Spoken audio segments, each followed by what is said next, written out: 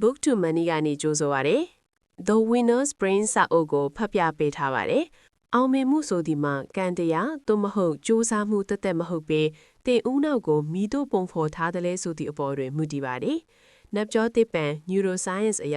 အောင်နိုင်သူ၏ဦးနောက်ဆိုဒီမှာကြိုင်ခိုင်မှုအာယုံစူးစိုက်မှုနှင့်အခွင့်အလမ်းများကိုအမိအားစုပ်ကိုင်နိုင်ရန်ပြင်ဆင်ထားသောအခြေအနေတစ်ခုဖြစ်သည်နံပါတ်1အောင်နိုင်သူ၏ဦးနောက်နှင့်ရှုံးနိုင်သူ၏ဦးနောက်ကွာခြားချက်အဓိကကွာခြားချက်မှာစိန်ချမှုများကိုဦးနောက်ကမိတို့တုံ့ပြန်ပုံဖြစ်သည်အောင်နိုင်သူ၏ဦးနောက်ကြာရှုံးမှုကိုသင်ခန်းစာအဖြစ်မြင်သည်စိန်ချမှုများကိုဖြည့်ရှင်းရမည့်ပဟေလေးတစ်ခုလိုသဘောထားသည်အမားတစ်ခုခုဖြစ်လေငါပါတင်ယူလို့ရမလဲဟုမေးတတ်သည်၎င်းသည်ဦးနောက်၏ယုတိဗေဒပိုင်းဆိုင်ရာ prefrontal cortex ကိုအသုံးပြုသောကြောင့်တည်ငြိမ်ပြီးနီးပြူဟာကြပါသည်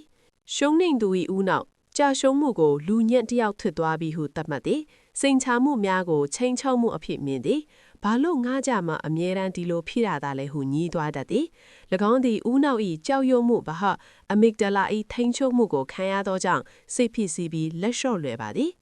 နံပါတ်2အောင်နိုင်သူ၏ဦးနောက်ဖြစ်လာစေမည့်နေ့စဉ်အလေးထက်များမနက်ခင်းအားမိန်မနက်နိုးနိုးချင်းပထမဆုံးမိနစ်20ကိုဖုံးမကြည့်ပဲနေပါတရားထိုင်ခြင်းသို့မဟုတ်ထိုနေ့အတွက်အရေးကြီးဆုံးရည်မှန်းချက်3ခုကိုစဉ်းစားပါ၎င်းvìတင်ဦးနောက်ကိုတနေတာလုံးအသိဖြစ်နေစေပြီ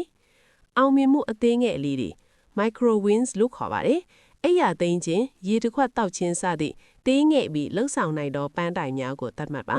အလုပ်တစ်ခုပြီးမြောက်တိုင်းဦးနောက်ကဒိုပမင်ပျော်ရွှင်မှုထက်ကိုထုတ်ပေးပြီးနောက်ထပ်အောင်မြင်မှုများကိုရှာဖွေရန်တင့်ကိုလေ့ကျင့်ပေးသည်ကြာရှုံးပြီးနောက်ဦးနောက်ကိုပြန်လည်ပြုပြင်ခြင်း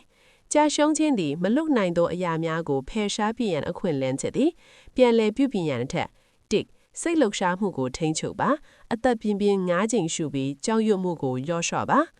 24နာရီစီမင်းစိတ်ပြတ်မှုကို24နာရီကြာခံစားခွင့်ပေးပါထို့နောက်ခွဲချမ်းစိတ်ဖြစ်မှုဘက်ကိုကူးပြောင်းပါ3အပြောင်းလဲကိုရှာပါနောက်ကချိန်တွင်ကွဲပြားစွာလှုပ်ဆောင်မဲ့အချက်တစ်ချက်ကိုရှာပါ၎င်းဒီဦးနောက်ကိုနောင်တရွဲ့မှုမှာစီမံကိန်းမှချခြင်းသို့ပြောင်းလဲပေးသည်စေဦးနောက်ကိုလေ့ကျင့်ပေးရန်ရိုးရှင်းသောနည်းလမ်းများစိတ်ကူးရန်လေ့ကျင့်ခြင်း visualization လို့ခေါ်ပါတယ်ခက်ခဲသောအလုပ်တစ်ခုကိုအောင်မြင်စွာလှုပ်ဆောင်နေပုံကိုနေ့စဉ်9မိနစ်ခန့်စိတ်ကူးရန်ပါဦးနောက်သည်တကယ်လက်တွေ့နှင့်ထင်ရှားသောစိတ်ကူးရန်မှုကိုမခွဲခြားနိုင်သောကြောင့်၎င်းကတင့်ကိုယုံကြည်မှုတိုးပေးပါသည်ကျေးဇူးတင်တတ်သောအလေးအချက်ညတိုင်းထိုနေ့ကအစဉ်ပြေခဲ့သောအချက်3ချက်ကိုရေးချပါ၎င်းသည်တင့်ဦးနောက်ကိုအခွင့်အလမ်းကောင်းနှင့်အောင်မြင်မှုများကိုသာရှာဖွေတတ်ရန်လေ့ကျင့်ပေးပါသည်လက်တွေ့နမူနာ Michael Jordan